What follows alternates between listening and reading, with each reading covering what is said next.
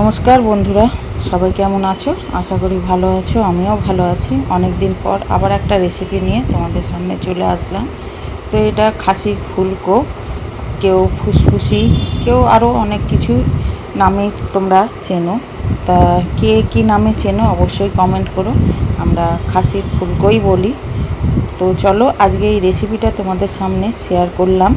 তো কী কী উপকরণ দিয়ে করলাম, কিভাবে করলাম তোমরা নিশ্চয়ই করো। আমি কিভাবে করলাম তোমাদের সাথে শেয়ার করলাম। তো চলো বন্ধুরা, এই দেখো খাসির ফুলকো, এটাকে সিদ্ধ করে আমি পিস পিস করে কেটে নিয়েছি।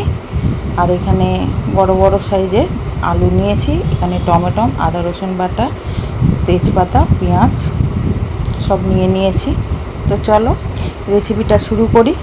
তো প্রথমে আমি কড়া বসিয়ে দিয়েছি, কড়াতে তেলও দিয়ে দিয়েছি।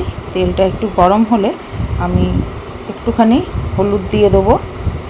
তেলটা আমার প্রায় গরম হয়ে গেছে। আমি আলুগুলোকে ভেজে নেব, কেন অনেকক্ষণ তেল দিয়েছি, তেলটা গরম হয়ে গেছিলো। তো এইভাবে আলুগুলোকে ভেজে নেব। আলু কিভাবে ভাজবো সেটা তো অবশ্যই তোমরা নিশ্চয়ই জানো। আমরা সকলেই আলুগুলো ভেজে নিই প্রথমে। কিভাবে ভাজি তা তোমরা সবাই জানো, আর নতুন করে কিছু বলার নেই।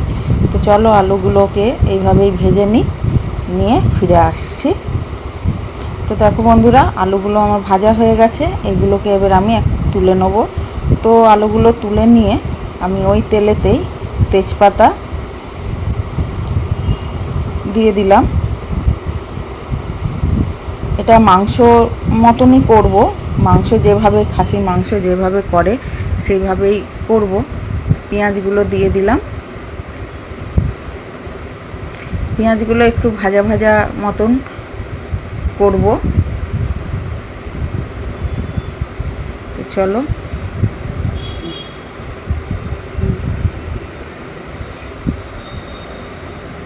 সব পেঁয়াজগুলো আমি দিয়ে দিলাম। এগুলোকে ভেজে নেবো আমি ভালো করে।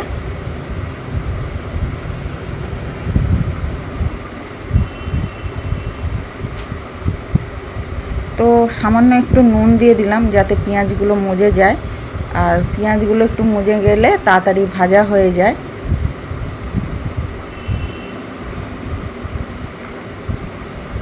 তো রেসিপিটা যদি ভালো লাগে অবশ্যই লাইক, কমেন্ট, শেয়ার আর একটা হাইপ করে পাশে থেকো বন্ধুরা।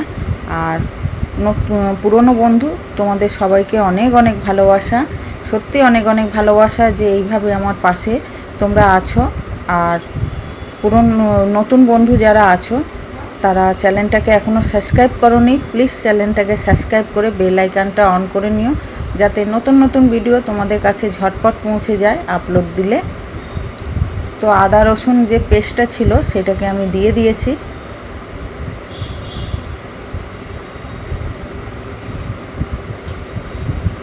আর এখন সত্যি খুবই ব্যস্ততার মধ্যে আমি আছি, ওই জন্য ভালো ভিডিও দিতে পারছি না।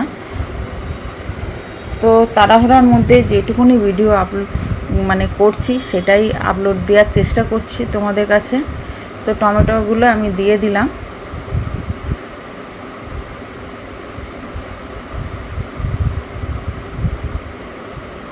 টমেটোগুলো দিয়ে দিয়েছি।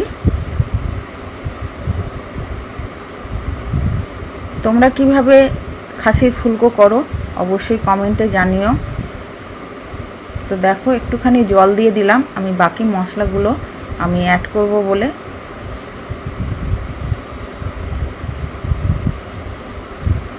আর সব সময় গরম জল দেওয়ার, উষ্ণ গরম জল দেওয়ার তরকারিতে ব্যবহার করবে, চেষ্টা করবে। আমি তাড়াহুড়ার মধ্যে আমি করতে পারিনি, তাই ঠান্ডা জলই আমি করছি। কিন্তু তরকারিতে একটু গরম জল দিলে কি তরকারির কালার, তরকারির স্বাদটা যেটা আছে সেটা লেভেলে থাকে। তো আমি তাড়াহুড়াতে করেছি বলে তাই আমি উষ্ণ জল গরম করে দিতে পারিনি। তোমরা একদমই তা করবে না, তোমরা উষ্ণ জল গরম করে দেওয়ার চেষ্টা করবে। তাই এখানে হলুদ, লঙ্কা গুঁড়ো সবই দিয়ে দিলাম পরিমাণ মতন। তোমরা দেখতে পেলে ঝাল তোমরা কম বেশি করে নিতে পারো। তো দেখো মশলাটা আমার কষানো অনেকটা হয়ে গেছে, সাইড থেকে তেলও ছেড়ে দিয়েছে। তো এর মধ্যে এবার পরিমাণ মতন আমি নুন দিয়ে দেবো।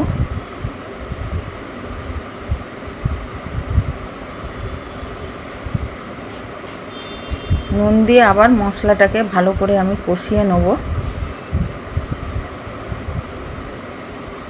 আর তোমরা তো জানোই যে মশলা ভালো করে না কষলে তরকারি থেকে একটা অন্যরকম গন্ধ ছাড়ে, আর মশলা কষলে তরকারির স্বাদটা দ্বিগুণ হয়ে যায়। তো দেখো মশলা আমার কষানো হয়ে গেছে, সাইড থেকে তেলও ছেড়ে দিয়েছে। আমি যে খাসির ফুলকোগুলো আমি পিস পিস করে কেটে রেখেছিলাম সেগুলোকে দিয়ে দিলাম, দিয়ে ভালো করে এগুলোকে কষিয়ে নেবো আমি মশলার সঙ্গে।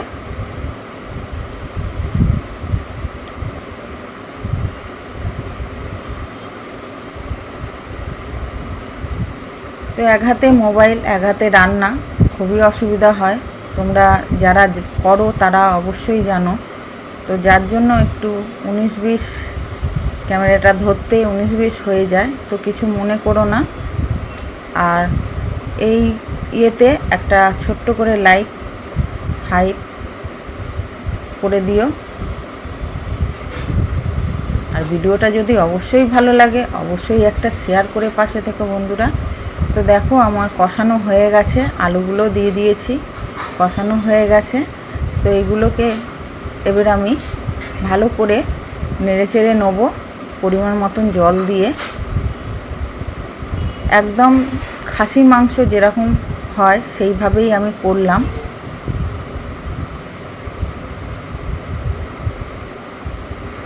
লাস্টে আমি গরম মশলা দেবো, দিয়ে আমি নামিয়ে নেব। তো চলো ঢাকা দিয়ে দিই, ফিরে আসছি কিছুক্ষণ পর। তো দেখি এবার আমার রেসিপিটা কত দূর হলো। তো দেখো তরকারির কালারটা কত সুন্দর এসছে, আর আলুগুলোও আমার সেদ্ধ হয়ে গেছে পুরো। এবারে আমি নামিয়ে নেবো।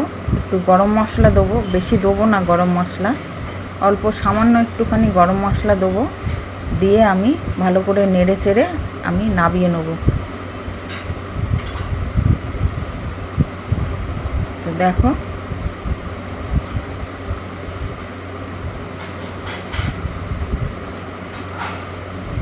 খুব সুন্দর হয়েছে কালারটা।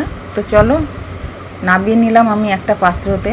অবশ্যই তোমরা কমেন্ট করে জানিও কেমন হয়েছে। আবার নতুন কোনো ভিডিও নতুন কোনো ব্লগ নিয়ে আবার চলে আসব।